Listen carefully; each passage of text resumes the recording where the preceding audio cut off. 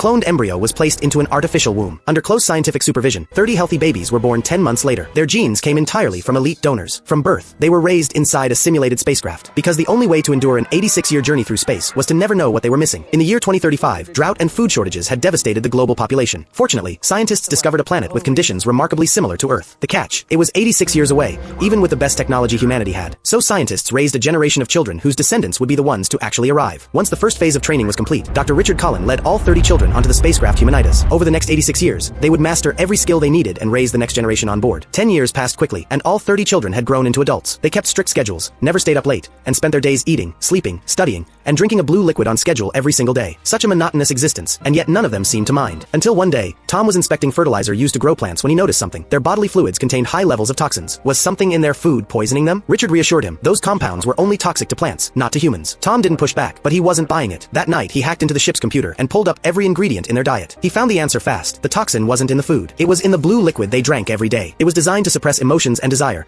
dulling the body's response to pleasure, making them compliant and easy to control. Tom and Zach grew suspicious of Richard's methods, and from that day on, they quietly poured out their doses. The change in them was almost immediate, like something caged inside was finally breaking free. Zach grew competitive and aggressive, and his body started responding to the opposite sex in ways it never had before. One day, he couldn't hold back anymore and made a move on Sela, the girl he'd had feelings for. Richard arrived just in time to stop him from going further. From what they said, Richard pieced together that both had stopped taking the serum. But before he could figure out what to do, the ship malfunctioned. He had no choice but to take Tom outside to repair the communication system. Suited up, Richard headed to the comm module first. Tom hung back, unsettled by the darkness around him. During the flight, they'd often heard terrifying howls in the distance. Richard said it was just the engines, but everyone quietly believed there was something out there. At Richard's urging, Tom followed him out. Then, mid-repair, the sound came again. The ship's power cut out, and Richard seemed to be struck by something, tumbling off into open space. Tom moved fast and pulled him back inside, but no matter what they did, Richard didn't make it. Panic set in across the ship. Without Richard to guide them, how were they supposed to survive another 86 years?